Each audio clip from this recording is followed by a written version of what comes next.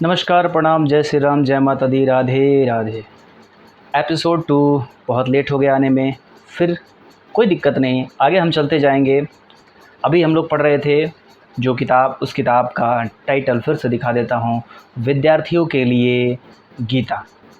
यानी कि विद्यार्थियों के लिए गीता को जिस तरीके से एक्सप्लेन किया गया है उसी को हम पढ़ते जाएंगे और आपको मतलब समझाते जाएंगे। चैप्टर 1 हो चुका है और चैप्टर 2 अब पढ़ने जा रहे हैं। अध्याय 2, आत्मा का ज्ञान। गीता के दूसरे अध्याय में 72 श्लोक हैं। भगवान श्री कृष्ण अर्जुन के रथ के सारथी बने हैं। रथ रणभूमि के मध्य खड़ा है। अपने सामने विपक्षी योद्धाओं में अपने प्रियजन को देखकर अर्जुन अत्यंत विचलित होकर युद्ध से अलग होने की इच्छा करते हैं। तब श्री कृष्ण उन्हें विभिन्न प्रकार से समझाते हैं। वे कहते हैं कि युद्ध भी एक कर्तव्य कर्म की भांति उनके सामने आया है। इससे भागना कायरता और अकर्मण्यता है। कल्याण चाहने वाले लोग प्रवृत्ति और निवृत्ति दोनों में अपने कल्याण का ही उद्देश्य रखते हैं। भगवान यह संदेश देते हैं कि आसन स्थिति से पलायन करना न तो कल्याणकारी होता है न स्वर्गदायी। इससे कीर्ति भी नहीं मिलती, बल्कि इससे मनुष्य का पतन हो जाता है और वह नरकगामी होता है।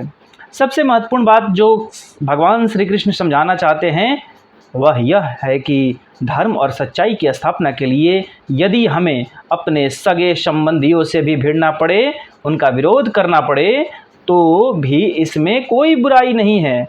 यह कर्तव्य कर्म है और इससे डिगना कायरता एवं बुराई का साथ देना है। विद्यार्थियों को यह बात गांठ बांध लेनी चाहिए।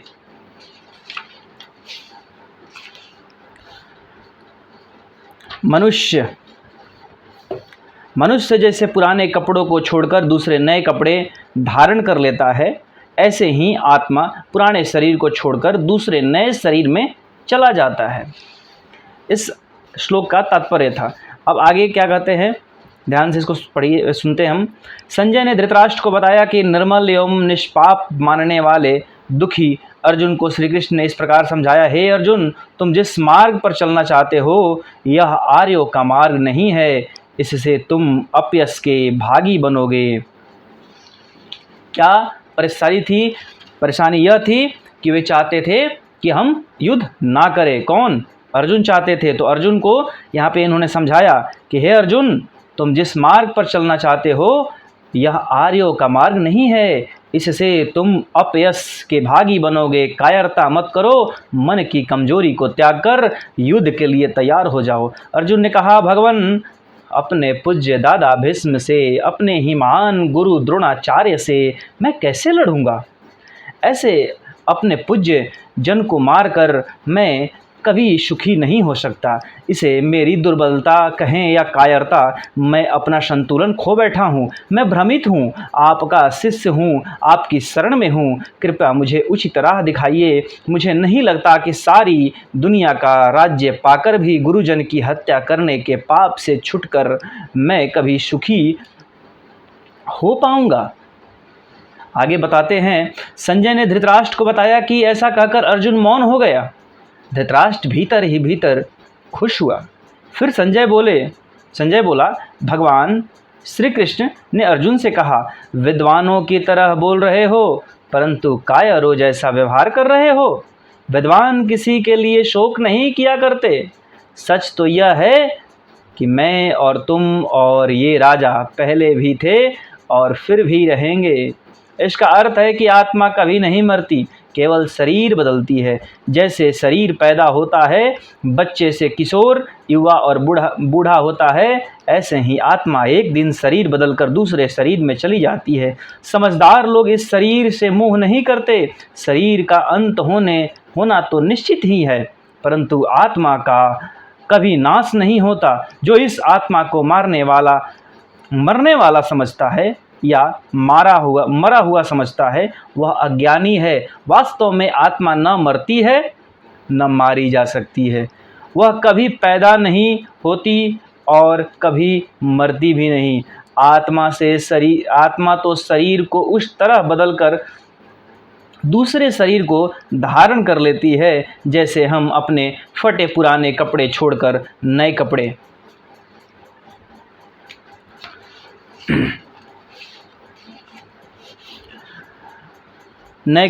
पहन लेते हैं। हे अर्जुन, यह आत्मा किसी हथियार से काटी नहीं जा सकती। इसे आग जला नहीं सकती, हवा सुखा नहीं सकती, जल भी उसे भिगो नहीं सकता। आत्मा की सनातनता अर्थात सदा रहने के गुण को जानकर तुम्हें शरीर के लिए शोक नहीं करना चाहिए। शरीर जो जन्म लेता है वह अवश्य मरता है, जो मरता है वह फिर कहीं जन्म अवश्य लेता है, अतः शोक करने का कोई कारण नहीं है। हे भरतवंशी अर्जुन, सभी शरीरों में आत्मा रहती है। आत्मा को कभी मारा नहीं जा सकता और शरीर को सदा जीवित नहीं रखा जा सकता। अपने कर्तव्य और परिस्थिति को समझकर तुम्हें अपने धर्म का पालन अर्थात युद्ध करना चाहिए। यदि तुम युद्ध रूपी अपने कर्तव्य का पालन नहीं करोगे तो तुम्हें पाप लगेगा। संसार के नियम के अनुसार लोग तुम्हारी निंदा करेंगे। अपयश तो मृत्यु से भी अधिक दुखदायी है। कोई यह नहीं समझेगा कि तुमने गुरुजनों का सम्मान करते हुए युद्ध में शस्त्र नहीं उठाए। सब तुम्हें भयभीत और कायर ही मानेंगे। यह अपयश तुम्हें बहुत कष्ट देगा। अतः हे वीर पार्थ, तुम युद्ध करो। सुख और दुख में, लाभ और हानि में, जीत और हार में लगाव मत रखो। एक समान भाव रखकर और कर्तव्य मानकर युद्ध करोगे तो तुम्हें कभी पाप नहीं लगेगा। इस प्रकार कर्म करने को निष्काम कर्म कहा जाता है। निष्काम कर्म करने से आत्मा को पाप नहीं लगता, वह कर्म बंधन से मुक्त हो जाती है। जब तक तुम लाभ के लिए या जीत के लिए कर्म करोगे तब तक हर कर्म तुम्हें बंधन में बांधेगा। दुविधा और स्वार्थ छोड़कर आत्मा के सत्य को जानते हुए निष्काम कर्म करो। जीत हार की इच्छा से मुक्त होकर कर्म करना ही क्षमता योग है, जो दैहिक, वैदिक और भौतिक तापों के भय से विचलित नहीं होता, दुख में रोता नहीं और सुख में नाचता नहीं, क्रोध और घृणा से परे है, जिसमें किसी के लिए आसक्ति नहीं है, वह स्थिर मन वाला मुनि कहलाता है। अपनी इंद्रियों को वश में करके जो परमात्मा में स्थिर कर देता है वह स्थिर बुद्धि कहलाता है। सच है कि इंद्रियां ही सब परेशानी का कारण है। इनकी आसक्ति से काम इच्छा उत्पन्न होता है। कामना पूरी न होने से क्रोध पैदा होता है। क्रोध से व्यक्ति मोह में फंस जाता है। मोह से स्मृति नष्ट हो जाती है। इससे बुद्धि का नाश होता है। बुद्धि नष्ट होने से सब कुछ नष्ट हो जाता है। अतः इंद्रियों को संयमित करके बुद्धि को परमात्मा श्री कृष्ण में स्थिर करके जो अपने कर्तव्य धर्म का पालन करता है वह सब पापों से मुक्त हो जाता है। इस प्रकार हम देखते हैं कि इस अध्याय में कर्तव्य का महत्व बताया गया है। कहा गया है कि जो व्यक्ति अपने कर्तव्य का पालन नहीं करता उसे शांति नहीं मिल सकती। कर्तव्य पालन में दृढ़ता न रहने से अशांति उत्पन्न होती है। जो अशांत होता है हृदय में मची हलचल के कारण दुखी रहता है। बाहर से उसे कितने ही सुख मिल जाएं वह सुखी नहीं हो सकता। यहाँ पर मुख्य शिक्षाएं कुछ मिली हुई हैं हमें।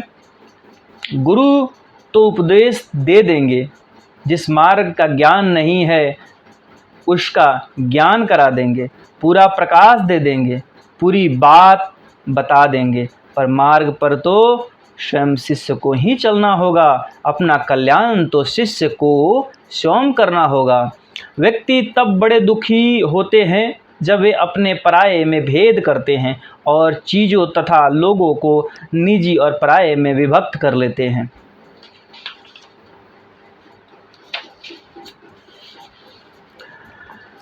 हमारे सामने जन्म, मृत्यु, लाभ, हानि आदि के रूप में जो भी परिस्थिति आती है वह अपने किए हुए कर्मों का ही फल होता है। परिस्थिति चाहे अनुकूल आए या प्रतिकूल, उसका आरंभ और अंत होता ही है।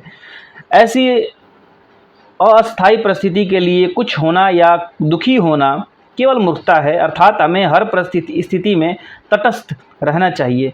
शरीर नाशवान है और इसमें रहने वाला आत्मा शाश्वत, इसलिए नाशवान शरीर के लिए शोक करना व्यर्थ है, क्योंकि वह तो अवश्यंभावी है। विचार से कर्तव्य का बोध होता है और चिंता से विचार नष्ट होता है। एक यहाँ पर कहावत है, आपने सुना भी होगा, चिंता से चतुराई घटे, दुख से घटे शरीर।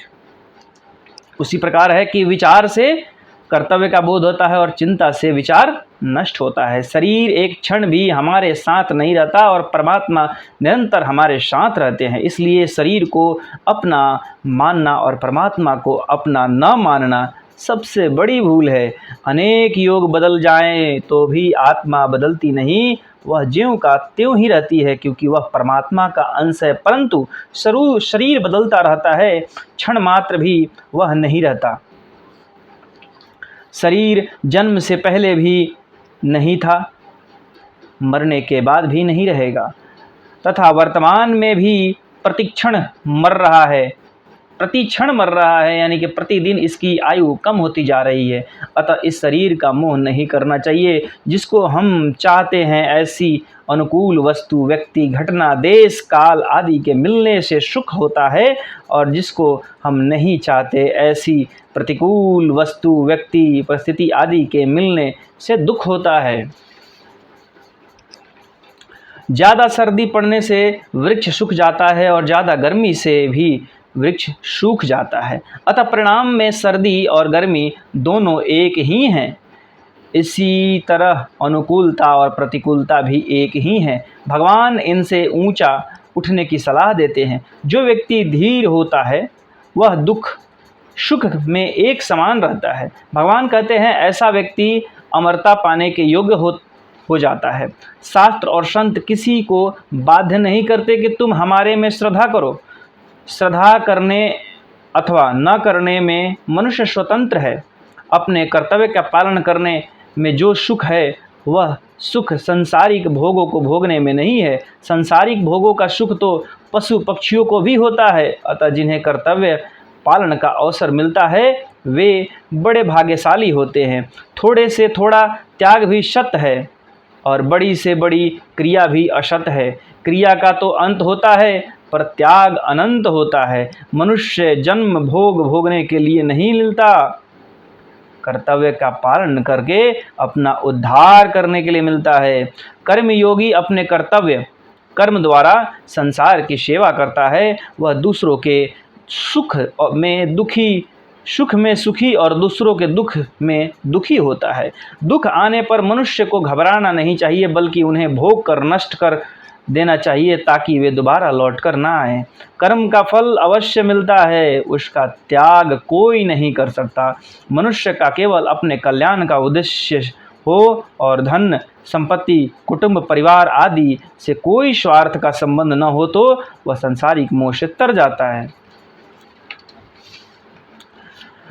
मन को वश में रखना अत्यंत आवश्यक है। मन को वश में रखकर ही हम अपने कर्तव्य कर्म को बिना स्वार्थ के कर सकते हैं। अगर हमारा मन साफ होता है तो कोई दुख हमें अप्रसन्न नहीं कर सकता। मन को खिन्नता से बचाने के लिए आवश्यक है कि हम संसार की प्रिय से प्रिय वस्तु मिलने पर प्रसन्न हों तथा अप्रिय से अप्रिय वस्तु मिलने पर भी विचलित न हों। बहुत बहुत धन्यवाद, बहुत बहुत आभार। आप सभी लोगों ने सुना। आप लोग इसको लाइक करिए, कमेंट करिए, शेयर करिए, लोगों तक सुनाइए, और ये सिलसिला कोशिश रहेगी कि जल्दी से जल्दी आप लोगों तक पहुंचाते रहें।